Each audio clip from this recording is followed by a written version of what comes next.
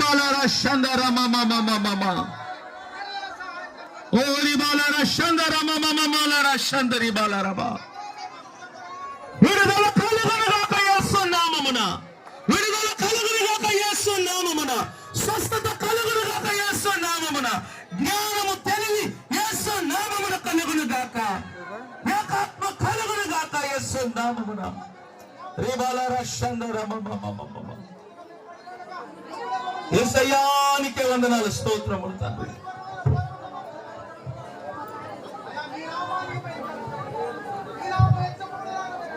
Praise the lord, హల్లెలూయా, స్తోత్రములు.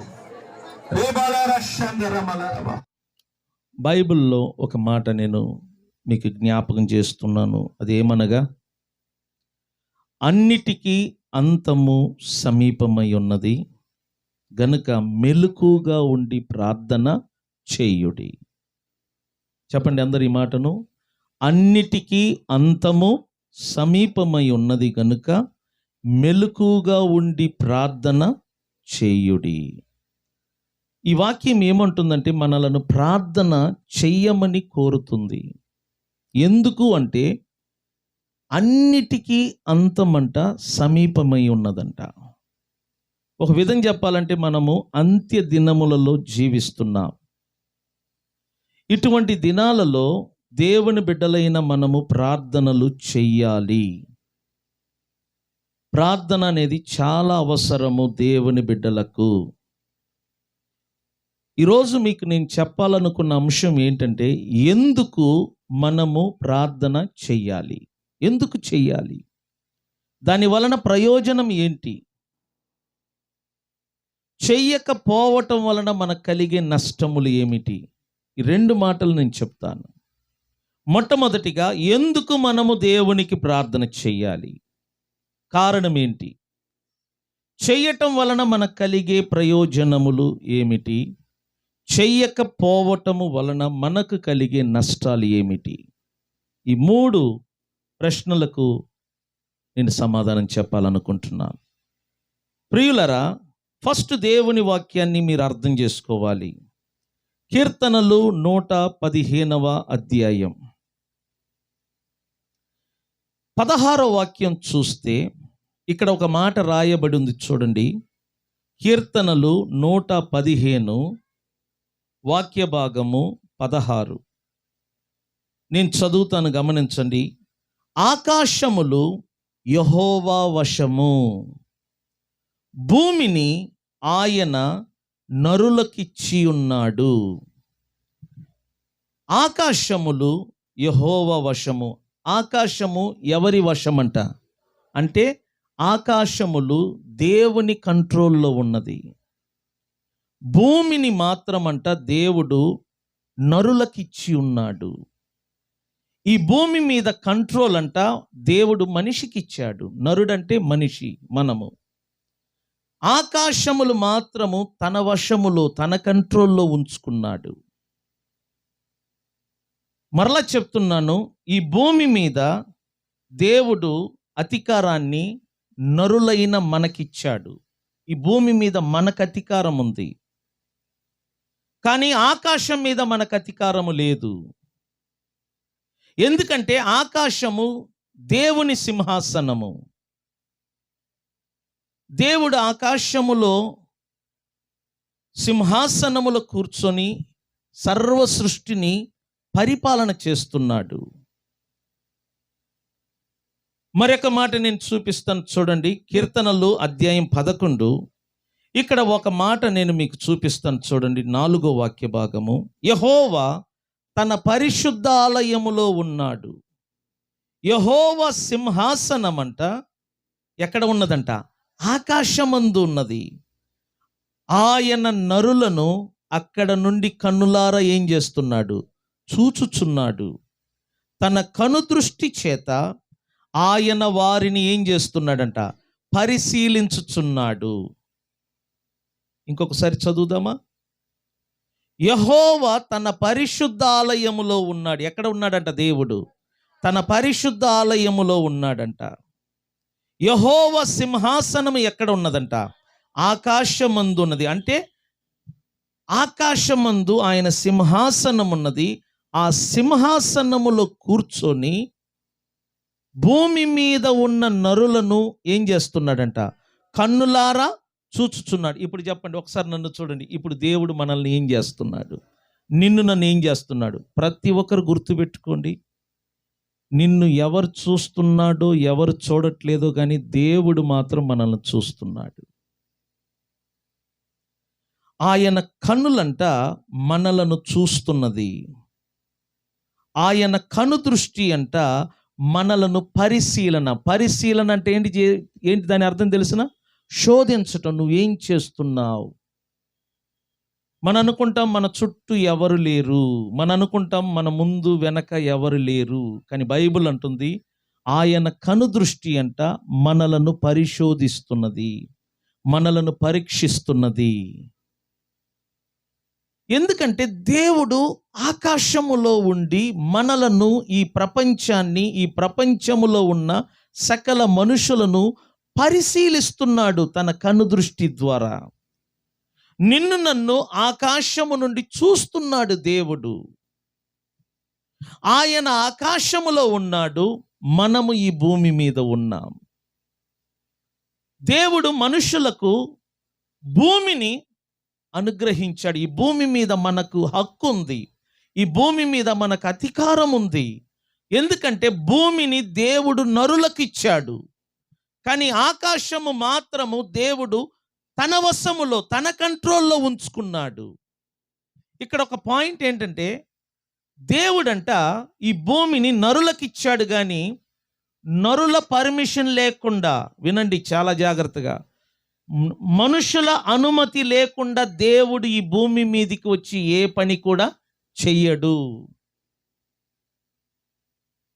నేను మరలా చెప్తున్నాను, ఆకాశము ఆయన వశములో ఉంది, ఆకాశములో ఆయన ఏ పనైనా చెయ్యగలడు. భూమిని మాత్రము మనకు అనుగ్రహించాడు, మన పర్మిషన్ అన్నమాట. భూమి మీద మనకు అధికారం ఉంది, కానీ దేవుడు తనంతట తాను భూమి మీదకి వచ్చి ఏ పని కూడా ఇక్కడ చెయ్యడు. దేవుడు భూమి మీద ఏదైనా పని చెయ్యాలంటే మన పర్మిషన్ ఆయనకి కావాలి. ఎంతమందికి అర్థమవుతుందో నాకు తెలియదు. దేవుడు ఈ భూమి మీద పని చెయ్యాలంటే నా పర్మిషను ఆయనకి కావాలి. చిన్న ఉదాహరణ చెప్తున్నాను, నన్నే చూడండి. నేను కోటీశ్వరుడను, అయితే నా ఇంట్లో ఒక పనివాడు ఉన్నాడు. ఆ పనివానికి నా కాంపౌండ్లో ఒక రూమ్ ఇచ్చాను ఉండటానికి. కాబట్టి ఆ కాంపౌండ్లో ఉన్న రూము కావాల్సిన ప్రతి వస్తువులు ఇచ్చి, తాళం ఇచ్చి అతని కంట్రోల్కి ఇచ్చేసాను.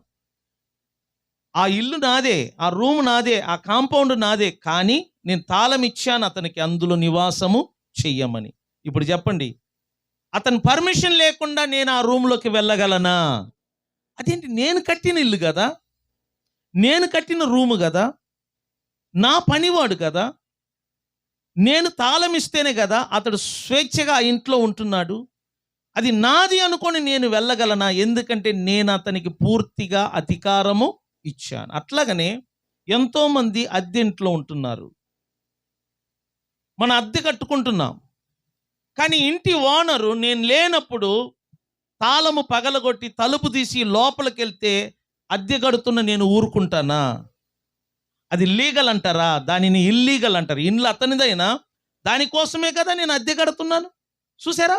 అదే విధంగా భూమి మీద దేవుడు పూర్తి అధికారం మనిషికి ఇచ్చాడు. నీకు నాకు ఈ భూమి మీద అధికారం ఉంది, కానీ దేవుడు ఈ భూమి మీద ఏదైనా పని చెయ్యాలంటే మనము పర్మిషన్ ఇవ్వాలి. ఆ పర్మిషనే మనం చేసే ప్రార్థన. అర్థమైందా? అర్థమైందన్న వాళ్ళు స్తోత్రం చెప్పండి. అంటే దేవుడు నా పక్షంగా వచ్చి పని చెయ్యాలంటే, దేవుడు నాకు సహాయము చెయ్యాలంటే, దేవుడు నా పిల్లలకు, నా కుటుంబానికి సెక్యూరిటీ ఉంచాలంటే, నేను ఆ దేవునికి పని చెయ్యటానికి అనుమతి ఇవ్వాలా, నేను పని చెయ్యటానికి పర్మిషన్ ఇవ్వాలా. ఆ పర్మిషనేనండి ప్రార్థన చెయ్యటం. నేను ప్రార్థిస్తేనే దేవుడు నా పక్షంగా వచ్చి పని చేస్తాడు. నేను ప్రార్థన చేస్తేనే దేవుడు నాకు సహాయము చేస్తాడు. నేను ప్రార్థన చేస్తేనే దేవుడు నా పక్షంగా ఉండి నా శత్రువులతో యుద్ధము చేస్తాడు. ఎందుకంటే ప్రార్థన అనగా మనము దేవునికి అవకాశం ఇస్తున్నాము మన పక్షంగా వచ్చి పని చెయ్యటానికి.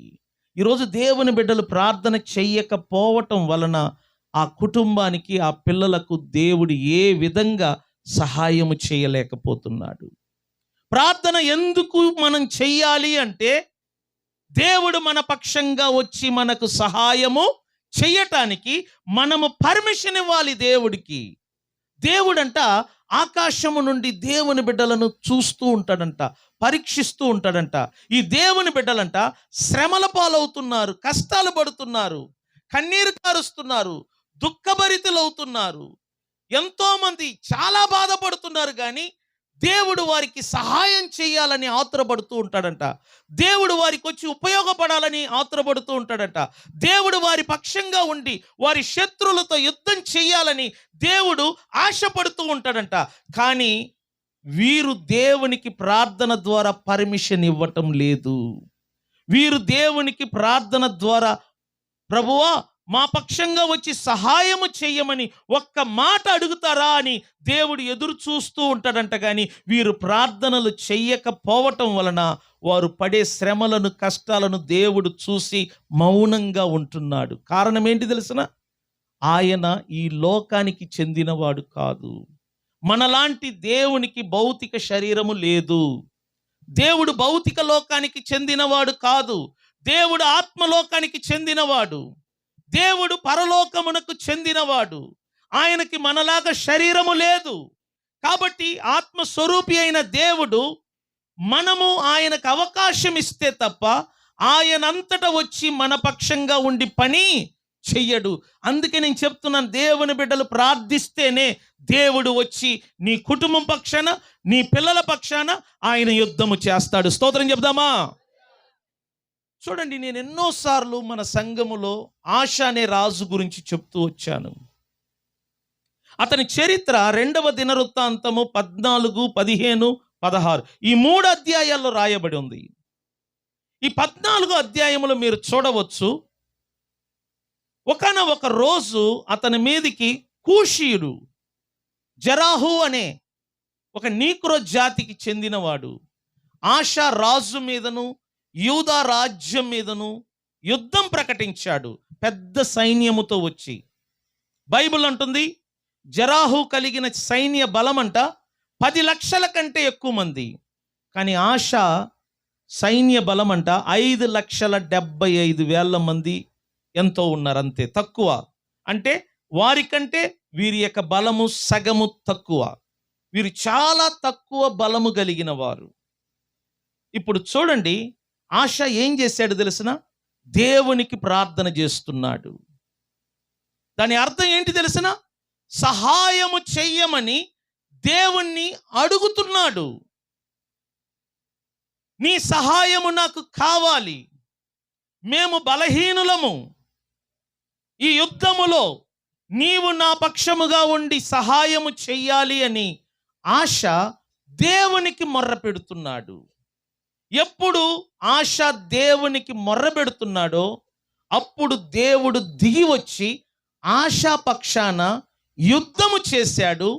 శత్రులు తరమకుండానే పారిపోయారంట. స్తోత్రం చెప్పండి. ఈరోజు దేవుని బిడ్డలారా అర్థం చేసుకోండి, శత్రులు మన కంటికి కనబడే వాళ్ళకంటే కనబడని దురాత్మలు ఎక్కువగా పనిచేస్తున్నాయి. మనుషులు కాదు మనకు శత్రువులు, దురాత్మలు మనకు శత్రువులుగా పనిచేస్తున్నారు. దురాత్మలు మనుషులలో జరబడి వారిని మన మీద శత్రువులుగా రెచ్చగొడుతూ ఉంటారు. దురాత్మలు మనుషులలో జరబడి మన పిల్లలను అపహరించటానికి ప్రయత్నం చేస్తూ ఉంటారు. దురాత్మలు యవనస్తులలో జరబడి తల్లిదండ్రుల మీద తిరగబడేటట్టు చేస్తూ ఉంటారు. నేను చెప్తున్నాను, మీరు సీరియస్గా తీసుకోకపోతే మీరు చాలా బాధపడతారు. మనుషులు కాదు మనకు శత్రువులు, కంటికి కనబడకుండా పనిచేస్తున్న దురాత్మ సమూహము దేవుని బిడ్డలైన మనకు శత్రువులుగా పనిచేస్తున్నాయి. ఆ శత్రువులను మనం ఓడించాలంటే, ఆ శత్రువులను మనం తరిమి తరిమి కొట్టాలంటే దానికి యుద్ధము జరగాలి. ఆ యుద్ధములో మన బలము సరిపోదు. కాబట్టి మనము దేవునికి ప్రార్థించాలి. ఎప్పుడు ప్రార్థన చేస్తామో అప్పుడు దేవుడు దిగి వచ్చి మన పక్షంగా ఉండి మన శత్రువులను వెళ్ళగొడతాడంట. స్తోత్రం చెప్పండి. మీ కుటుంబము, మీ పిల్లలు సురక్షితంగా క్షేమముగా ఉండాలంటే తల్లిదండ్రులు మీ సంపాదన కంటే ముందు ప్రార్థన చేయటము అలవాటు చేసుకోండి. నువ్వు చేసే ప్రార్థన దేవుడు దిగి వచ్చి నీ పక్షముగా పని చేస్తాడు. ఒకసారి ఆశ ఎలా ప్రార్థించాడో మనం చూద్దాం. 2 దినవృత్తాంతములు 14వ అధ్యాయం. గుర్తుపెట్టుకోండి, ఈ అధ్యాయాలు ఇంటికి వెళ్ళిన తర్వాత మీరు చదువుకోండి, మీకు ఎంతో ఉపయోగకరంగా ఉంటుంది ఈ అధ్యాయాలు. 14వ అధ్యాయములో ఆశ చేసిన ప్రార్థన ఎక్కడ నుంచి అంటే 11వ వాక్యము నుంచి నేను చదువుతాను. చూడండి, ప్రతి ఒక్కరు ఆయన ఎలా ప్రార్థించాడు చూడండి. ఆశ తన దేవుడైన యెహోవాకు మొర్రపెట్టి ఏమని, యెహోవా విస్తారమైన సైన్యము చేతిలో, ఎవరి చేతిలో? విస్తారమైన సైన్యము చేతిలో ఓడిపోకుండా ఏమి లేని నాకు, ఏమంటున్నాడు, బలము లేని వారికి సహాయము చేయుటకు నీకన్నా ఎవరును లేరు. మా దేవా యెహోవా మాకు సహాయము చేయుము. నిన్నే నమ్ముకొని ఉన్నాము. నీ నామమును బట్టియే ఈ సైన్యము ఎదిరించుటకు బయలుదేరి ఉన్నాము. యెహోవా నీవే మా దేవుడవు. నరమాత్రులను నీ పైని జయమొందనీయకము అని ప్రార్థింపక, చూడండి ఎప్పుడు ప్రార్థించాడో అక్కడ ఏం జరుగుతుందో చూడండి. 12వ వాక్యంలో యెహోవా ఆ కూషీలను ఆశ ఎదుటను యూదావారి ఎదుటను ఏమి చేయలేక నిలవనీయక వారిని మొత్తినందున వారు ఏమయ్యారంట? గట్టిగా చెప్పండి, వారు ఏమయ్యారంట? నేను చెప్తున్నాను, ఒక్కసారి నన్ను చూడండి. కుటుంబాన్ని పోషించడానికి తల్లిదండ్రులు కష్టపడాలి. కుటుంబాన్ని పోషించటానికి తల్లిదండ్రులు కష్టపడి పని చెయ్యాలి. కానీ పిల్లలను కాపాడుటకు నీ సంపాదన సరిపోదు. చాలామంది తల్లిదండ్రులు సంపాదన వలన పిల్లలు బాగుంటారని మనం అనుకుంటున్నాం, కానీ సంపాదన వలన పిల్లలను చదివించగలం. సంపాదన వలన నువ్వు మంచి బట్టలు కొనుక్కోగలవు. సంపాదన వలన నీ పిల్లలకు తల నుంచి అరికాళ్ళు వరకు బంగారు నగలతో ఆభరణాలతో అలంకరించుకోగలవు. సంపాదన వలన ఎకరాలు ఎకరాలు కొనగలవు. సంపాదన వలన వాహనాలు కొనగలవు, ఇల్లులు కొనగలవు. ఈ ప్రపంచంలో నువ్వు అనుకున్నవన్నీ నువ్వు కొనగలవు. కానీ నీ సంపాదన వలన నీ పిల్లలు నీ మాటకు లోబడుతారనటం ముందు చూసారా, అది మాత్రం అబద్ధం. నీ పిల్లలు నీకు లోబడరు, నీకు తిరుగుబాటుతనంగా ఉంటారు, నీకు శత్రువులుగా మారుతారు.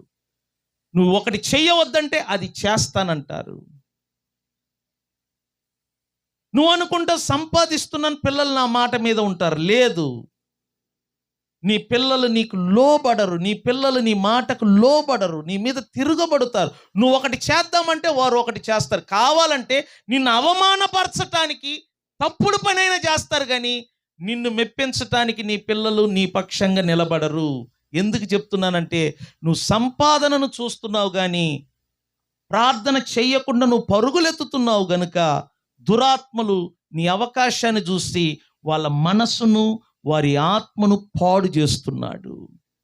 నేను చెప్పాను, నీకు శత్రు మనిషి కాదు, నీకు శత్రు నీ మనిషి కాదు, నీ పక్కింటి వారు కాదు, నీ వీధిలో ఉన్న వారు కాదు.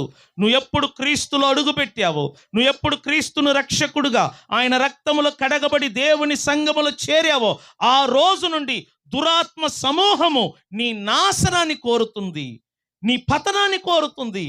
నీ పిల్లల్ని ఎక్కడ దెబ్బ కొట్టాలి, నీ కుటుంబాన్ని ఎక్కడ దెబ్బ కొట్టాలి, నిన్ను ఎక్కడ తలదింప చేయాలి, నిన్ను ఎక్కడ ఏడిపించాలి, నిన్ను ఎక్కడ నాశనం చేయాలి, నిన్ను ఎక్కడ క్రీస్తుకు దూరము చేయాలి అని దురాత్మ సమూహం అంట పగబట్టి పని చేస్తున్నాడంట. అది నీకు తెలియక నువ్వు పని సంపాదన వీటి మీద పడుతున్నావు. నీ పిల్లలకు సెక్యూరిటీ లేకపోతున్నది.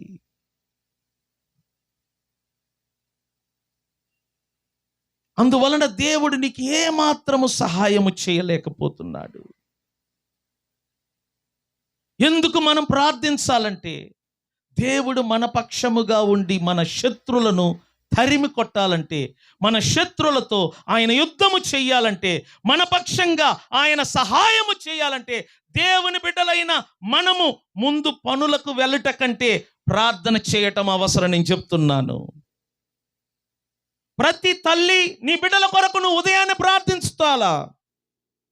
ప్రతి పురుషుడు నీ పిల్లల కొరకు నువ్వు ప్రార్థించాలా.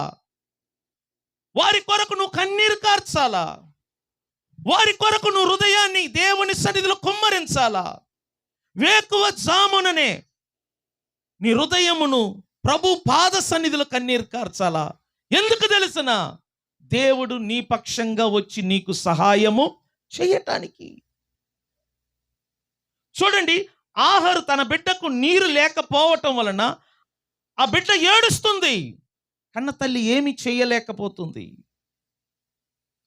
ఆ బిడ్డ ఏడుపును చూసి తల్లి ఏమి చేయలేక ఆ పసి బిడ్డను తీసుకెళ్ళి ఒక ముళ్ళ పొద నీడలో పండబెట్టింది. బిడ్డ కేకలు వేస్తూ ఏడుస్తుంది. తల్లి ఏడుస్తుంది, అక్కడ బిడ్డ ఏడుస్తుంది. దేవుడు దిగి వచ్చి ఆ బిడ్డకు నీరు తాపలేదు. ఎందుకు తెలుసిన? ఆయనకు మనలాంటి భౌతిక శరీరము లేదు. ఆయనకు ఆత్మ శరీరము. ఆయన ఆత్మ స్వరూపి. ఆయన వచ్చి ఏమి చేయలేకపోయాడు, కానీ ఒక్కటి మాత్రం చేయగలిగాడు. ఆహారుతో మాట్లాడుతున్నాడు. ఎందుకు ఏడుస్తున్నావు ఆహారు? ఎందుకు ఏడుస్తున్నావు? నువ్వు అక్కడ కూర్చొని ఏడవటం వలన ప్రయోజనం లేదు. కూర్చున్న నువ్వు లేచి కొద్దిగా ముందుకు వెళ్ళు, అక్కడ ఓట ఉందన్నాడు. ఆమె లేచిపోయి చూస్తేనంట అరణ్యములో దేవుడు ఓట పుట్టించాడంట. స్తోత్రం చెబుదామా? దేవుని బిడ్డలారా, నేను చెప్తున్నాను, ఇది చివరి దినములు. దుష్టాత్మలు, అపవాది పని చేసే దినములు. మన దేశంలో రాను రాను దురాత్మల యొక్క పని పెరుగుతుంది. అవి పెరగటం వలన అన్య మతము గాని ప్రతిదీ కూడా విస్తారంగా పెరుగుతుంది. ఇటువంటి దినాలలో దురాత్మల యొక్క టార్గెట్ చర్చికి వచ్చే వాళ్ళ మీద ఉంటుంది, పాటలు పాడుతున్న పిల్లల మీద ఉంటుంది, పాటలు పాడుతున్న స్త్రీల మీద ఉంటుంది, పాటలు పాడుతున్న పురుషుల మీద ఉంటుంది, మందిరానికి వస్తున్న ప్రతి విశ్వాసి మీద ఉంటుంది. నువ్వు పరిచర్యలో ముందుకుంటే నీ మీద టార్గెట్ వేస్తాడు సాతాను. నువ్వు పరిచర్యకు కానుకలు నమ్మకంగా ఇస్తే ఖచ్చితంగా సాతాను నీ మీదనే టార్గెట్ చేస్తాడు. ఎవరు దేవుని పనిలో, ఎవరు దేవుని పరిచర్యలో, ఎవరు పాస్టర్ గారి పక్షంగా తోడుగా ఉండి పని చేస్తారో వారిని సాతాను దెబ్బ కొడతాడు. కారణం ఏంటి తెలుసునా? సాతాను ఈ చివరి రోజుల్లో సంఘమును, పరిచర్యను, విశ్వాసులను, కుటుంబాలను నాశనం చేయటానికి వాడు కుయుక్తిగా పని చేస్తున్నాడు. అందుకే దేవుని వాక్యం అంటుంది, అన్నిటికీ అంతము సమీపమై ఉన్నది గనుక దేవుని బిడ్డలైన మనము మెలకుగా ఉండి ఏం చెయ్యాలా? ప్రార్థించాలా. ఎందుకు ప్రార్థించాలంటే, దేవుడు నీ పక్షంగా వచ్చి నీకు సహాయము చేయుటకు, నీ పక్షంగా నీ శత్రుతో యుద్ధము చెయ్యాలి అంటే పర్మిషన్ నువ్వు ఇవ్వాలి. నువ్వు చేసే ప్రార్థన, నువ్విచ్చే పర్మిషన్ దేవుడు నీ జీవితములోనికి, నీ కుటుంబములోనికి వచ్చి పని చెయ్యటానికి. మీరు చూడండి, సముద్రములో పేతురు యేసు ప్రభు ఎదుట మునిగిపోతున్నాడు. యేసు ప్రభు చూస్తుండగానే యేసు ప్రభు ఎదుట పేతురు మునిగిపోతున్నాడు సముద్రములో. కానీ యేసు ప్రభు మునుగుతున్న పేతురును చూసి కంగారు పడ్డాడా? కనీసం చేతులైన చాపి లేవనెత్తాడా? మౌనంగా ఉన్నాడు. పేతురు మునిగిపోతుండే యేసు ప్రభు చూస్తూ మౌనంగా ఉన్నాడు. ఎందుకు యేసు ప్రభు మౌనంగా ఉన్నాడు? నీ ముందు ఎవరైనా పడిపోతే నువ్వు వెళ్ళి లేపాలి కదా. నీ స్నేహితుడు పడిపోతే నువ్వు చేయి ఇచ్చి లేపాలి కదా. కానీ యేసు ప్రభు చేయి ఇవ్వకుండా ఎందుకు మౌనంగా ఉన్నాడు? దాని అర్థం ఏంటి తెలిసిన? నీ వైపు నుంచి పర్మిషన్ ఇవ్వకుండా, పిలుపు రాకుండా దేవా నాకు సహాయము చేయని ఒక్క మాట పలకకుండా దేవుడంతటా వచ్చి నీకు నాకు ఎప్పుడు సహాయము చేయడు. గుర్తుపెట్టుకోండి. ఎప్పుడు ప్రభు పేతురును చూస్తున్నాడో అప్పుడు పేతురు అంటున్నాడు, నేను నశించిపోతున్నానని ఎప్పుడు కేక వేశాడో అప్పుడు వెంటనే రెప్పపాటున యేసు మునిగిపోతున్న పేతురును చేతులు ఇచ్చి ఏం చేశాడంట? లేవనెత్తాడు. దాని అర్థం ఏంటంటే, నువ్వు ప్రార్థించినప్పుడే దేవుడు నీకు, నీ కుటుంబానికి, నీ పిల్లలకి ఏం చేస్తాడంట? సహాయం చేస్తాడు. మీరు అంటారు నాకు టైం లేదు, నేను పనికి పోతానంటే ఖచ్చితంగా గుర్తుపెట్టుకోండి, ప్రార్థన ఆపిన ఆ వారములో మీ ఇంటి పరిస్థితి చూడండి, కుటుంబంలో అల్లోకల్లోలం ఉంటుంది. నేను మరలా చెప్తున్నా, పని బాటల్లో ఎప్పుడు గడుపుతామో ప్రార్థనకు దూరం అవుతాం. పనులను బట్టి మనం ప్రార్థనకు దూరం అవుతున్నాం. అప్పుడు చూడు, ఇంట్లో సైతాను పని చేస్తాడండి, నేను చెప్తున్నాను. అందుకనే మేము ఏం చేస్తామంటే, ఎంత పని జరిగినా మీరందరూ అనుకుంటారు పనులు ఎక్కువ వస్తున్నాయి కాబట్టి పరిగెత్తాలి. మీకు ఎప్పుడైనా చెప్తాను, పనులు ఎక్కువ వచ్చినప్పుడే మీకు ప్రమాదం. మీరు ఎంత ఇంటి పనైనా చేసుకోండి, ముందు దేవునికి ప్రాముఖ్యత ఇవ్వండి. ఎన్నోసార్లు చెప్పాను, నీ ఇంట్లో నువ్వు సుఖంగా బ్రతకాలంటే ప్రార్థన. చాలామంది నేను చెప్పాను, మీకు తెలియదండి, ఎంతోమంది ఇండ్లు కట్టుకొని ఆ ఇంట్లో నివాసము చెయ్యని వారు చాలామంది ఉన్నారు. ఇండ్లు కట్టుకున్న వాళ్ళకంటే కట్టిన ఇంట్లో ఎవరు ఉండట్లేదు. కారణం ఏంటంటే, వాళ్ళు కట్టుకుంటున్నారే కానీ అందులో ఉండలేకపోతున్నారు. బైబిల్లో ఉంది, మీరు ఇండ్లు కట్టుకుందురు కానీ అందులో నివాసం మాత్రము చెయ్యరు. అది శాపమంట. మీరు కట్టుకున్న ఇంట్లో మీరు సంతోషంగా ఉండాలంటే మీరు ప్రార్థనకు ప్రాముఖ్యతను ఇవ్వాలి. నీ ఇల్లు ప్రార్థన మందిరంగా ఉండాలి. నువ్వు ముందు ప్రార్థన చేయి, ప్రార్థనకు ప్రాముఖ్యత ఇవ్వు. నువ్వు ఎంతగా దేవునికి ప్రాముఖ్యత ఇస్తావో నీ ఇల్లు గుడిసైనా అది మందిరంలాగా మారుతుందంట. నువ్వు ఎంత పెద్ద ఇల్లు కట్టావని కాదు, కట్టిన ఇంట్లో ఎన్ని గంటలు ఉంటున్నావు అనేది ఇంపార్టెంట్. నా మాట అర్థమైందా మీకు? నువ్వు కట్టుకున్న ఇల్లు డూప్లెక్సా, 8 బాతికా, 6 బాతికా, అరెకరం గ్రౌండా, అది కాదు. అందులో మూడు రూములు ఉన్నాయా, 2 రూములు ఉన్నాయా కాదు. నువ్వు కట్టిన ఇంట్లో ఎన్ని గంటలు సుఖంగా నువ్వు ఉంటున్నావు అనేది ఇంపార్టెంట్. ఇండ్లు కట్టుకున్న వాళ్ళందరూ వీధులలో ఉంటున్నారు. ఏంటయ్యా ఇల్లు లేదంటే, ఇంటికి వెళ్ళబుద్ధి కాట్లా. ఎందుకంటే భార్యతో సఖ్యత లేదు, పిల్లలతో సఖ్యత లేదు. ఇండ్లు అంటేనే చాలా మందికి నరకంగా మారుతుంది. ఎందుకు మారుతుంది? ఇంట్లో ప్రార్థన లేదు, ఇంట్లో దైవ సన్నిధి లేదు. ఇంట్లో కలర్ టీవీ ఉంది, 40 ఇంచులు కానీ 50 ఇంచులు కానీ, నంబర్ 1 HD టీవీలు ఉన్నాయి, ఫ్రిడ్జ్లు ఉన్నాయి, అన్నీ ఉన్నాయి, కానీ ఉండబుద్ధి కాదు. ఎందుకు? వస్తువులు కాదు నాన్న, సఖ్యత, ఏకాత్మ, భార్యాభర్తల మధ్య ఐక్యత, పిల్లలతో మంచి సంబంధం, ఇవన్నీ ఎలా వస్తాయి? మనం సంపాదించే డబ్బుల వలన కాదు సుమా. అలా సంపాదించే డబ్బుల వలన అయితే ఖచ్చితంగా ఈరోజు సంపాదించే వాళ్ళందరూ కూడా సుఖంగా ఉంటారు. ప్రపంచంలోనే సుఖము లేని వారు ఎవరు తెలిసినా ఎక్కువగా డబ్బులు సంపాదించే వాళ్ళు. సుఖము లేని జీవితం ఎవరు అనుభవిస్తున్నారంటే, ఎక్కువగా సంపాదించే ప్రతి కుటుంబానికి సుఖము లేదు. మీరు సిటీలో పోయి చూడండి, ప్లాట్ఫామ్ ముందు పండుకొని ఉంటారు, చినిగిపోయిన చీరలు కట్టుకొని సుఖంగా ఉంటారు వాళ్ళు. ఎండ, వాన, వర్షము, మంచు అయినా హ్యాపీగా ఉంటారు. మళ్ళా చూడండి, వాళ్ళకి స్నానం ఉండదు, పిల్లలు ముక్కులో చీమిడి కారుతా ఉన్నా ఆ పిల్లల్ని ఎత్తుకుంటారు, ముద్దాడుతారు, ఆ పిల్లలకు అన్నం తినిపిస్తారు. వారికి ఉన్నంత ఆనందం డూప్లెక్స్ ఇంట్లో ఉన్న వాళ్ళకు కూడా లేదని నేను చెప్తున్నాను. సుఖం ఇంపార్టెంట్. దేవుని బిడ్డలు ప్రార్థించినప్పుడే దేవుడు నీ పక్షంగా, నీ కుటుంబ పక్షంగా, దేవుని బిడ్డల పక్షంగా ఆయన వచ్చి పని చేస్తాడండి. అందుకొరకే మనం ప్రార్థన చెయ్యాలి. అందుకొరకే ఏకాత్మగా కూడుకొని ప్రార్థన చేయాలి. అందుకొరకే ఒక గుంపుగా కూడుకొని ప్రార్థన చెయ్యాలి.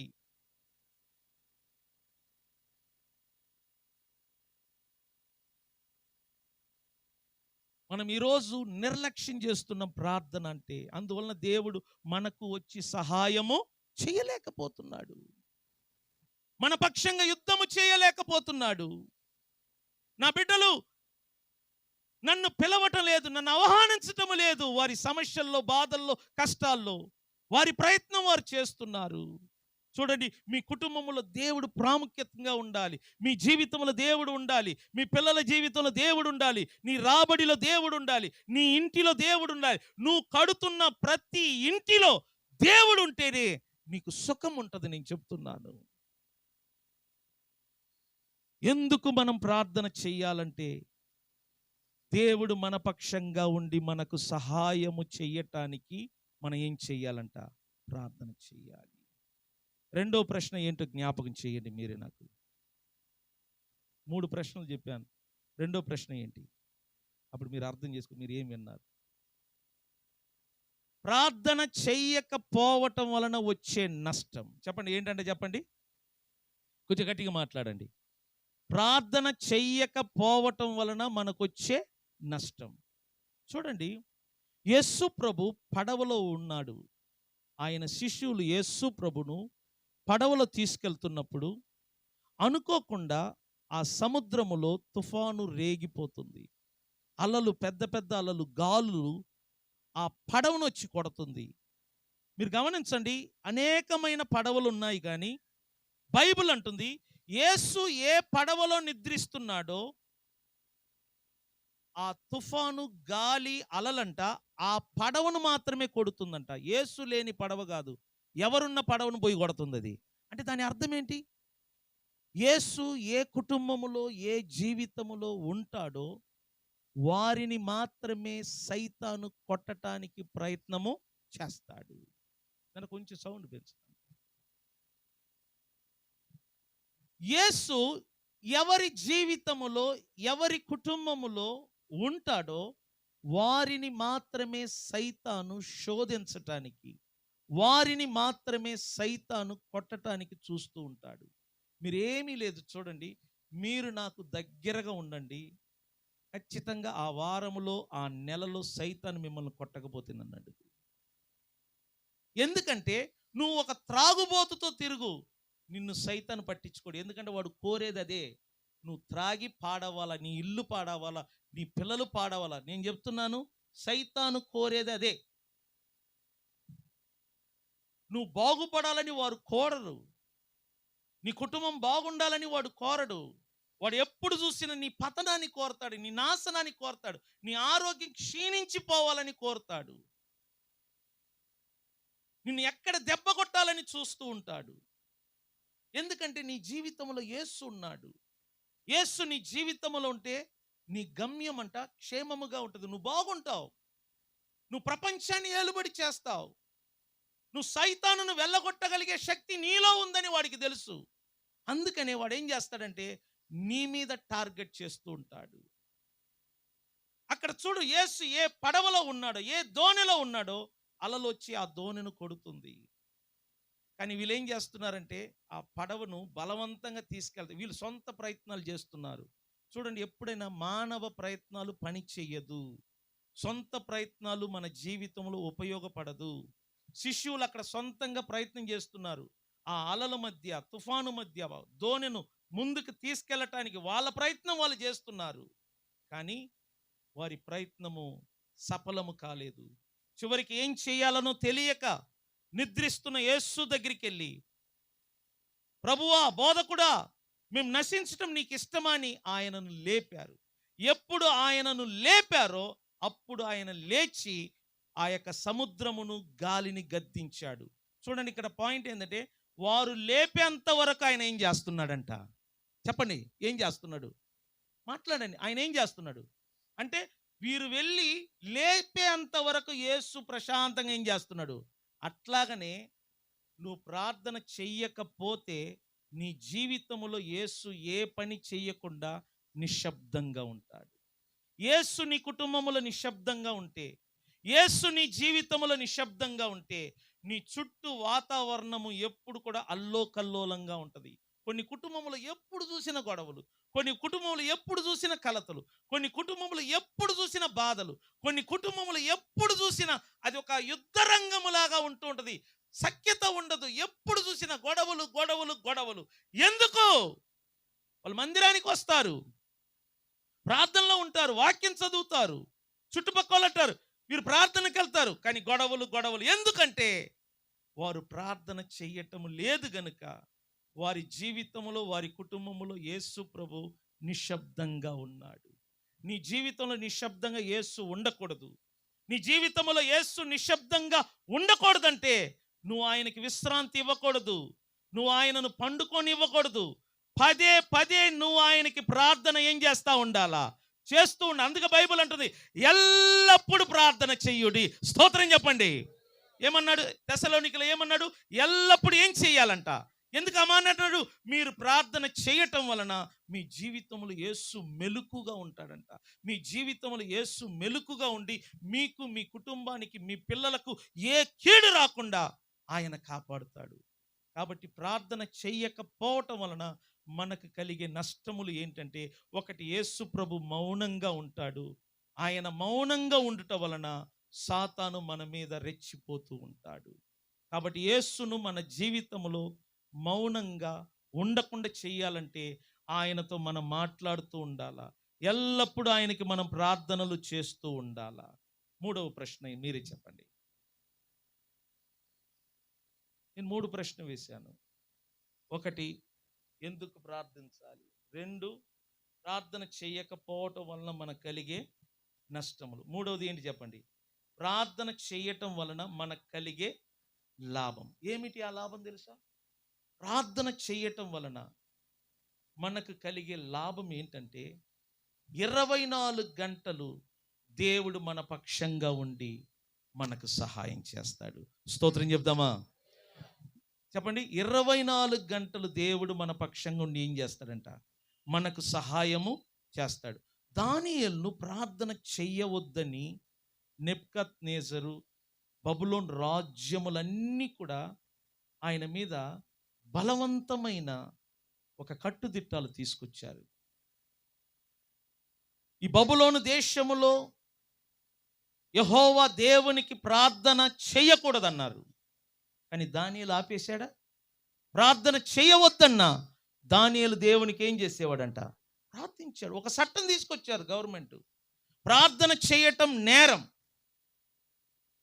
తాగటం కాదు. ఏ చట్టం తీసుకొచ్చారంట? ప్రార్థన చేయటం అనేది ఒక నేరము. ఎవరైనా ప్రార్థన చేస్తే వారిని తీసుకెళ్ళి సింహపు బోనులో వెయ్యాలి. శిక్ష అది. హత్య చేసిన వాడికి శిక్ష లేదు, దొంగతనం చేసిన వాడికి శిక్ష లేదు, రేప్ చేసిన వాడికి శిక్ష లేదు, మానభంగము చేసిన వాడికి శిక్ష లేదు. కానీ ఆ గవర్నమెంట్ దేనికి శిక్ష విధించారు? ప్రార్థన చేసిన వాళ్ళకి. కానీ ప్రార్థన అంటే ఏంటో దాని రుచి చూసిన దానియేలు ప్రాణమైన ఇవ్వటానికి ముందుకొచ్చాడు, కానీ ప్రార్థన చేయటం మాత్రం ఏం చేయలేదంట, ఆపలేదు. మీరేమైనా చేసుకోండి, అలవాటు చొప్పున ప్రతిరోజు ప్రార్థిస్తున్నాడు దేవునికి. ప్రతిరోజు దొంగతనంగా. అది ఒకడు కనిపెట్టాడు. కనిపెట్టి దానియేలు మీద వెళ్ళి రిపోర్ట్ ఇచ్చారు రాజు దగ్గర. రాజు, మీరు ఇంత శిక్ష విధించి కూడా నీ మాట లెక్క చేయకుండా దానియేలు దేవునికి ప్రార్థిస్తున్నాడు అని చెప్పగా రాజుగారు కోపపడ్డారు. కోపపడి ఆ దానియేలుని తీసుకెళ్ళి సింహపు బోన్లో వెయ్యమన్నారు. కానీ ఆ రాత్రి అంతా సింహపు బోన్లో వేశారు. ఎటువంటి సింహం తెలుసునా? మంచి ఆకలితో ఉంది, తిండి లేకుండా మార్చారు వాటిని. ఆకలి కలిగిన సింహం ముందు మనిషిని పారేస్తేనంట సింహము తినేస్తుందంట. కానీ ఆ రాత్రి అంతటా సురక్షితంగా సింహపు బోనులో దానియేలు గడిపాడు. ఉదయాన్నే రాజు వచ్చి కేకలు వేస్తుంటే దానియేలు పలికాడు. అప్పుడు రాజు అడుగుతున్నాడు, సింహాలు నీకే హాని చెయ్యలేదంటే అందుకు దానియేలు ఏమన్నాడు తెలుసునా? దివారాత్రులు నేను సేవించుచున్న నా దేవుడు తన దూతలను పంపి సింహపు నోళ్లను ఏం చేశాడంట? బంధించాడు. ప్రార్థన చెయ్యటం వలన మనకు కలిగే లాభం ఇది. సింహాలంటే ఏంటి తెలిసిన? మనలను గర్జించే మనుషులు. ఎప్పుడు ఏదో ఒకటి మనల్ని అంటూ ఉంటారు. మీరు చూడండి, నేను చెప్తాను, ముందు మన చుట్టుప్రక్కల వారు మన గురించి ఏమనుకుంటారో దానిని పట్టించుకోగాకండి. దేవుడు చెవులు ఇచ్చాడు అన్ని వినటానికి కాదు. మనలను విమర్శించే వాళ్ళు విమర్శించనివ్వండి, మనలను తప్పు పట్టే వాళ్ళని తప్పు పట్టనివ్వండి, మన మీద లేనిపోని మాటలు పలికే వాళ్ళని పలకనివ్వండి. ఎందుకంటే అది వాళ్ళ డ్యూటీ, అది వారి పని. కానీ నువ్వు మాత్రం ప్రార్థిస్తే వారి నోళ్లను దేవుడు ఏం చేస్తాడంట? కట్టివేస్తాడు. వాళ్ళ నోళ్లను మూయిస్తాడు. సింహపు నోళ్లను మూయించిన దేవుడు నీ మీద విరోధంగా మాట్లాడుతున్న వారి నోళ్లను, నిన్ను విమర్శిస్తున్న వారి నోళ్లను, నిన్ను తిడుతున్న వారి నోళ్లను, నీ మీద అబద్ధ సాక్ష్యాలు పలుకుతున్న వారి నోళ్లను దేవుడే మూయిస్తాడు. ఎప్పుడు? నువ్వు నమ్మకంగా దేవునికి ఎడతెగక ప్రార్థనలు చేస్తున్నప్పుడు. ప్రార్థన మానవద్దు, నేను చెప్తున్నాను. ప్రార్థన అనేది పాస్టర్ కొరకు, చర్చి కొరకు కాదు. నీ కొరకు, నీ కుటుంబము కొరకు, నీ కుటుంబం క్షేమము కొరకు, నీ పిల్లల క్షేమము కొరకు, నీ రాబడి కొరకు, నీ ఇంటి కొరకు, నువ్వు కడుతున్న నూతన గృహము కొరకు, నీ పిల్లల భవిష్యత్తు కొరకు, నీ ఆరోగ్యం కొరకు, నువ్వు భూమిలో బ్రతికున్నంత వరకు సంతోషంగా, సమాధానంగా, నీ కొన ఊపిరి వదిలేటప్పుడు కూడా నెమ్మదిగా వదలాలంటే ఇప్పటి నుంచే నువ్వేం చెయ్యాలంట? ప్రార్థన చెయ్యాలి. నీ పిల్లలు నీ మాటకు లోబడాలంటే నువ్వు ప్రార్థన చెయ్యాలి. పిల్లలు నీకు శత్రువులుగా కాకుండా నీకు తోడుగా, నీకు నీడగా, నీ పక్షంగా ఉండి నీ అడుగు జాడల్లో వారు నడవాలంటే ప్రార్థన చెయ్యాలి. మీకు తెలుసిన, పిల్లలు మనకు శత్రువు అయితేనంట ఈ ప్రపంచాన్ని ఒక నరకంలాగా మారుతుందండి. నేను చెప్తూ ఉంటాను, ప్రపంచమంతటా నా పక్కన ఉండి నా కుటుంబము, నా పిల్లలు నాకు శత్రువుగా ఉంటే నేను చనిపోయిన పాముతో సమానం. ఎందుకంటే లోకమంతా నా పక్షంగా ఉండి నా ఇల్లు, నా పిల్లలు నాకు శత్రువుగా ఉంటే నేను ఒక పని కూడా చెయ్యలేను. కానీ లోకమంతా నాకు శత్రువులుగా మారి నా కుటుంబం మాత్రం నా పక్షంగా ఉంటే ప్రపంచాన్ని నేను తలకిందులు చేయగలను. స్తోత్రం చెప్పండి. ఎందుకంటే నోవహు తన కుటుంబ సహాయముతో, తన భార్య సహాయముతో, తన 3 కుమారుల సహాయముతో, తన 3 కోడల సహాయముతో, కుటుంబ ఐక్యతతో, కుటుంబ ఏకాత్మతో పెద్ద ఓడను నిర్మించారంట. ప్రపంచమంతా నోవహు కుటుంబాన్ని విమర్శించింది. నోవహు పట్టించుకోలేదు. కానీ కుటుంబ సహాయముతో ఒక పెద్ద ఓడను నిర్మించి ప్రపంచములో నుండి వచ్చిన ఆ జలప్రలయము నుండి వారు తప్పించబడ్డారు. స్తోత్రం చెబుదామా? నేను అందుకే చెప్తున్నాను, కుటుంబం ఇంపార్టెంట్. నీ భార్యని నేను చెప్తున్నాను, భార్యాభర్తల అనుబంధం గురించి. నిన్ను కన్న తల్లిదండ్రుల కంటే నీ భార్య నీకు ఇంపార్టెంట్. ఎందుకంటే మీరిద్దరు ఏక శరీరం. తల్లిదండ్రులు కన్నారు, వారిని పోషించు, వారిని గణపరచు, వారిని కాపాడు, అది నీ ధర్మము. కానీ నీ భార్యకు నువ్వు వ్యతిరేకంగా, నీ భర్తకు నువ్వు వ్యతిరేకంగా ఉంటే నీ జీవితం ఫెయిల్ అవుతుంది. నీ పిల్లలు నీకు ఇంపార్టెంట్. నీవు, నీ భార్య, నీ పిల్లలు చాలా ఇంపార్టెంట్. ఎందుకంటే అది కుటుంబం. అది కుటుంబము ద్వారానే దేవుడు కార్యాలు చేస్తాడు. కుటుంబము ద్వారానే దేవుడు అద్భుతాలు చేస్తాడు. అందుకే బైబిల్ అంటుంది కుటుంబ ప్రార్థన. ఏ ప్రార్థన అంట? చెప్పండి, ఏ ప్రార్థన అంటే? ఎందుకు ఆ పేరు పెట్టారు? కుటుంబము కలిసి ఏం చేయాలంట? కుటుంబము కలిసి ప్రార్థిస్తున్నప్పుడే సంఖ్యలు విడిపోతాయి. కుటుంబము కలిసి ప్రార్థిస్తున్నప్పుడే సాతాను క్రియలు లయపరచబడతాయి. నీ కుటుంబములో ప్రార్థనలు ఉండాలి. నీ గృహములో ప్రార్థనలు, గృహ కూడికలు, కుటుంబ ఆరాధనలు, కుటుంబ ప్రార్థనలు. ఎందుకంటున్నారు? కుటుంబం ఇంపార్టెంట్ కనుక. గృహ కూడికని ఎందుకంటున్నారు? గృహం ఇంపార్టెంట్. కుటుంబం అంటే భార్య, భర్త, పిల్లలు కలిసి ప్రార్థనలు కూర్చోవాలా. అప్పుడు దేవుని కాపుదల, దేవుని సన్నిధి, దేవుని తోడు మీకుంటుందని నేను చెప్తున్నాను. కాబట్టి ప్రార్థన ఎందుకు చేయాలంటే, దేవుడు మీ పక్షంగా ఉండి పని చేయాలి అంటే దానికి నువ్వు పర్మిషన్ ఇవ్వాలి. ఆ పర్మిషనే నువ్వు చేసే ప్రార్థన. ప్రార్థన చేయటం వలన నీకు కలిగే లాభం ఏంటంటే, దేవుడు నీకు తోడుగా ఉండి నీ శత్రులను, నిన్ను మొరుగుతున్న ప్రతి కుక్కలను, నీ మీద అబాండ నిందలు వేస్తున్న ప్రతి ఒక్కరి నోళ్లను ఆయన మూయిస్తాడు. చెయ్యకపోవటం వలన నీకు కలిగే నష్టం ఏంటంటే, నీ జీవితంలో దేవుడు సైలెంట్గా ఉంటాడు. దేవుడు మౌనంగా ఉంటే నీకు ప్రమాదం. కాబట్టి నేను ముగిస్తున్నాను. దేవుని బిడ్డలైన మీరు ప్రార్థనలు చేయండి. మీ గృహాలలో ప్రార్థన చేయండి.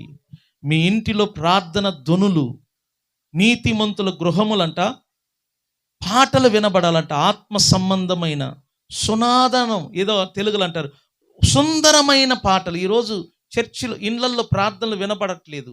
ప్రార్థన అంటే మందిరం వరకే పరిమితి. అట్లా కాదు, మీరు అలవాటు చేసుకోండి. ప్రతి పురుషుడు మీ పిల్లలను కూర్చోబెట్టి ప్రార్థన చేయించు. ఇంట్లో ప్రార్థన చేసుకో, బైబిల్ చదువు. ఒక పాపతో ఒక పాట, లేకపోతే నువ్వు ఒక పాట, బైబిల్లో ఒక అధ్యాయం, ఒక వచనం చదివించు. ప్రతి తండ్రి మీ ఇంటికి ఒక పాస్టర్ లాగా పనిచేయి. ప్రతి తల్లి మీ ఇంటికి ఒక పాస్టర్మ లాగా పనిచేయి. మీరు ఇలా చేస్తూ ఉండండి, నీ పిల్లల్లో పరివర్తన వస్తుంది, మార్పు వస్తుంది. ఎవరు పర్ఫెక్ట్ కాదని నేను చెప్తున్నాను. నేను ఒక విషయం చెప్తున్నాను. నా దగ్గర ఇదిగో ఈ నోట్ ఉంది. ఈ నోటుని ముక్కలు చించి వేస్తేనే ఇది పనిచేయదు. కానీ ఈ నోట్ని నలిపి వేసినా దీనికి వాల్యూ ఉందా లేదా? పిల్లల జీవితం కూడా అలాంటిదే. సైతాను కొన్నిసార్లు నలుపుతూ ఉంటాడు. వాల్యూ మాత్రం పోదండి, నేను చెప్తున్నాను. వాల్యూ పోదు. చినిగిపోతేనే వాల్యూ పోతుంది. ఇంకా మనకు విలువ ఉంది, ఇంకా మనకు వాల్యూ ఉంది. ఎందుకంటే యేసయ్య రక్తములో మనం కడగబడ్డాం. స్తోత్రం చెబుదామా? ఆ వాల్యూ చినిగి పాడవకుండానట్లు మీరు జాగ్రత్త పడండి. జరిగింది మర్చిపో. నేను ఎవరికైనా ఒకటే చెప్తాను, జరిగింది మర్చిపో. పీడకలలాగా మర్చిపోండి ఏదైనా సరే. నీ జీవితంలో అంతకుముందు అలాంటిది జరగలేదు, అంత ఘోరమైనది నా ఇంట్లో జరిగింది. ఎంత ఘోరమైనదైనా యేసయ్య రక్తం అంట దానిని పరిశుద్ధపరుస్తుందంట. స్తోత్రం చెప్పండి. వాటిని మర్చిపోయి ప్రార్థనలు గడుపు. నీవు నీ కుటుంబం ప్రార్థనకు దగ్గరవు. నలుగురు ఏమంటున్నారో పట్టించుకోవద్దు. నిన్ను ఎత్తి పొడుస్తున్నారు, అస్సలు పట్టించు. యేసు ప్రభునే ఈ ప్రపంచం ఇప్పటికీ యూట్యూబ్లో చూడొచ్చు. యేసును తిట్టనోళ్ళు లేరు, యేసును విమర్శించని వాళ్ళు లేరు. అంతటి మహానుభావుణ్ణి విమర్శిస్తుంటే మన ఏ పాటి వారము? కాబట్టి విమర్శకు భయపడవద్దు. నువ్వు నీ కుటుంబము దేవునికి దగ్గరగా, సంఘమునకు దగ్గరగా, నిన్ను వాక్యములు నడిపిస్తున్న నీ దైవ సేవకునికి దగ్గరగా నువ్వు ఉంటేనే నీకు ఇటువంటి బలమైన మాటలు వస్తాయి, సలహాలు వస్తాయి. కాబట్టి నీవు నీ కుటుంబాన్ని రక్షించుకోవాలంటే సంఘమునకు, ప్రార్థనకు, దైవ సేవకులకు దూరం కావద్దు. దేవుడు మీతో మాట్లాడాడు కనుక ఈ మాటలకు మీరు స్పందించినట్లుగా లేచి నిలబడి 2 చేతులు పైకెత్తి కొద్ది క్షణము మనం ప్రార్థన చేద్దాం. ఏకాత్మ కలిగి ప్రార్థన చేద్దాం. అందరు కలిసి ప్రార్థన చేద్దాం. హల్లెలూయా, స్తోత్రములు తండ్రి.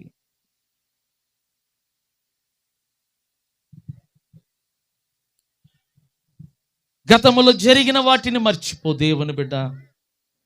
పురాతనమైన సంగతులను మర్చిపో. నేను ఆడపిల్లలు కూడా నేను సీరియస్గా చెప్తున్నాను.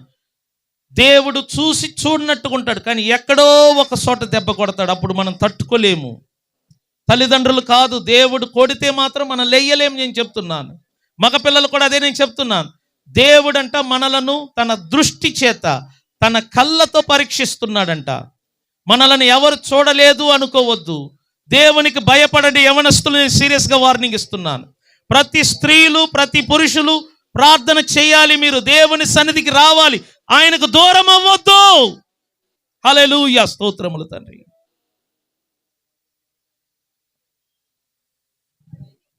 నీ ఇంట్లో నువ్వు ప్రార్థించాలి. నీ ఇల్లు నీకు ప్రార్థన గదిగా ఉండాలి. నీ కుటుంబంలో ప్రార్థనలు జరగాలి. నీ కుటుంబంలో నువ్వు బైబిల్ చదవాలి. ప్రార్థించుటకు ఒక అనుకూలమైన స్థలముగా నీ ఇల్లును నువ్వు మార్చుకో. దేవుని బిడ్డలారా, అన్నిటికీ అంతము సమీపమై ఉన్నది. మెలకుగా ఉండి ప్రార్థించమని దేవుడు హెచ్చరిక చేస్తున్నాడు. మీరు ప్రార్థించాలి. ప్రతి ఒక్కరు కూడా స్వరమెత్తి ప్రార్థన చేయండి దేవుని బిడ్డలారా. హల్లెలూయా, స్తోత్రములు తండ్రి.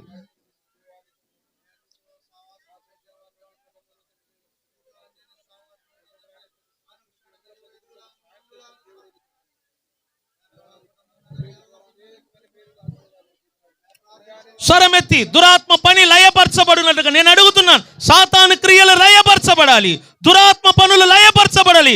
యేసు రక్తములో కడగబడిన దేవుని బిడ్డలారా, యేసు నామమున స్వరమెత్తి ప్రార్థన చేయండి, అధికారంగా ప్రార్థన చేయండి ప్రతి ఒక్కరు. హల్లెలూయా, స్తోత్రములు.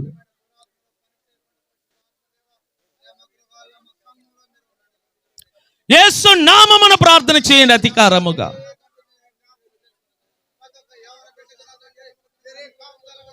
హల్లెలూయా, హల్లెలూయా, హల్లెలూయా, స్తోత్రములు తండ్రి. Praise the Lord, praise the Lord, praise the Lord, praise the Lord, praise the Lord. దేవానికే వందనాలు, వందనాలు, వందనాలు, వందనాలు, స్తోత్రములు తండ్రి.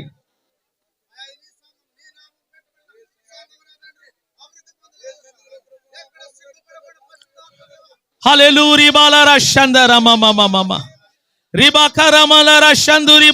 యేసు నామమున ప్రతి చీకటి కార్యములు లయపరచబడును గాక. యేసు నామమున ప్రతి దురాత్మ క్రియలు పారిపోవును గాక అని ఆజ్ఞాపిస్తున్నాము తండ్రి. విడుదల, విడుదల, రక్షణ కలుగును గాక అని ఆజ్ఞాపిస్తున్నాము తండ్రి. హల్లెలూయా, స్తోత్రములు తండ్రి. Praise the Lord, praise the Lord, praise the Lord, praise the Lord, praise the Lord. హల్లెలూయా, హల్లెలూయా, హల్లెలూయా, స్తోత్రం, స్తోత్రం. ప్రార్థించండి, ప్రార్థించండి, ప్రార్థించండి. చీకటి క్రియలు లయపరచబడినట్లుగా ప్రార్థించండి. హల్లెలూయా, స్తోత్రములు తండ్రి.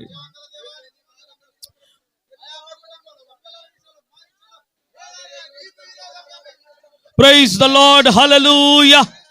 యేసయ్యా నీకే వందనములు, స్తోత్రములు తండ్రి. జీవాధిపతి, హల్లెలూయా. చేతులు పైకెత్తి ప్రార్థించండి. నేను చెప్తున్న అధికారముగా ప్రార్థన చేయండి, అధికారము కలిగి ప్రార్థన చేయండి దేవుని బిడ్డలు. స్వరమిప్పి ప్రార్థన చేయండి దేవుని బిడ్డలు. విడుదల కలిగినట్లుగా, విడుదల కలిగినట్లుగా, స్వస్థత కలిగినట్లుగా, స్వస్థత కలిగినట్లుగా. హల్లెలూయా.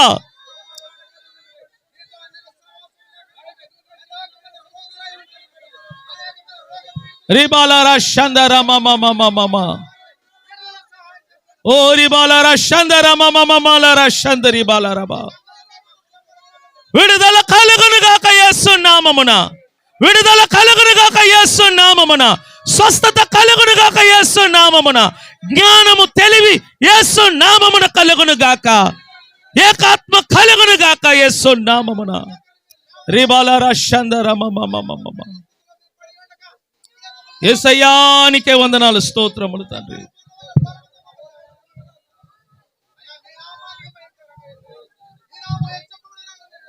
ప్రైజ్ ద లార్డ్, హల్లెలూయా, స్తోత్రములు. రేబాలరా షందరమలరబా. ప్రైజ్ ద లార్డ్, హల్లెలూయా. చేతుల పైకెత్తి స్తోత్రములు చెల్లించుదాము. స్తుతించండి, స్తుతించండి దేవుని బిడ్డలు, స్తుతించండి. విడుదల, విడుదల, విడుదల. హల్లెలూయా, స్తోత్రములు తండ్రి. యేసునికే వందనాలు, స్తోత్రములు. ప్రైజ్ ద లార్డ్, హల్లెలూయా, హల్లెలూయా, స్తోత్రములు తండ్రి. స్తోత్రం, స్తోత్రం, స్తోత్రం, స్తోత్రం, స్తోత్రం, స్తోత్రం, స్తోత్రం. జీవము గల దేవానికే వందనాలు, స్తోత్రం. ప్రైజ్ ద లార్డ్, హల్లెలూయా. దేవుని బిడ్డలారా అర్థం చేసుకో, అన్నిటికీ అంతము సమీపమై ఉన్నది. దేవుడు చెప్తున్నాడు, మెలకుగా ఉండి ప్రార్థించండి. ఎందుకంటే ఈ భూమి నరునికి దేవుడు అనుగ్రహించాడు. దేవుడు తనంతట తాను వచ్చి పని చేయలేడు. ఆయనకు ఒక శరీరం కావాలి. అందుకనే కదా యేసు శరీరధారిగా వచ్చాడు. ఎందుకు శరీరధారిగా వచ్చాడు? శరీరము లేకుండా దేవుడు భూమికి వచ్చి మన కొరకు ప్రాణము పెట్టలేడు. ఎందుకంటే ఇది మనకిచ్చాడు, మనకు అనుగ్రహించాడు. ఈ భూమి మీద దేవుడు మన పక్షంగా పని చేయాలంటే మనం ఆయనకి పర్మిషన్ ఇవ్వాలి, మనం ఆయనకి స్థానం ఇవ్వాలి, మనం చేసే ప్రార్థన ద్వారా. అందుకే దేవుని బిడ్డలు ప్రార్థనలు చెయ్యాలి. చెయ్యటం వలన నీకు ప్రయోజనములు కలుగును, చెయ్యకపోవటం వలన నీకు నష్టములు కలుగును. నువ్వు ప్రార్థిస్తే దేవుడు నీ పక్షంగా ఉండి పని చేస్తాడు. నువ్వు ప్రార్థించకపోతే దేవుడు నీ పక్షంగా ఉండా కూడా నీకు ఏమాత్రము సహాయము చెయ్యడు. నేను ముగిస్తున్నాను. తండ్రి, ఈరోజు మీరు మాతో మాట్లాడారు. వచ్చిన బిడ్డలందరూ విన్నారు. జ్ఞానము, వివేకము దయచేయండి. ఇదిగో వారి జీవితం చాలా ఇంపార్టెంట్. వారి కొరకు యేసును రక్తం కార్చావు, వారి కొరకు ప్రాణం పెట్టావు. అది గ్రహించుటకు వారికి జ్ఞానమును దయచేయండి. వినిన మాటలు గుర్తించుకొని వారి గృహాలలో తల్లి, తండ్రి, బిడ్డలతో సహా ప్రార్థనలు చేసుకోవటానికి, ప్రార్థించే ఒక ఇల్లుగా మారుటకు సహకరించండి. ఇదిగో తండ్రి, ఏకాత్మను దయచేయండి, ఏక మనసు ప్రతి బిడ్డలు దయచేయండి. ఇదిగో ప్రతి బిడ్డలను మరొకసారి నీ చేతికి అప్పగిస్తున్నాను. రానున్న బల్లకు మమ్మల్ని ఈ వారము నుంచి సిద్ధపరచమని ప్రభు అయిన యేసుక్రీస్తు నామమున ప్రార్థన ద్వారా అడిగి వేడుకుంటున్నాము పరమ తండ్రి. ఆమేన్. కూర్చొని ఒక చిన్న మాట.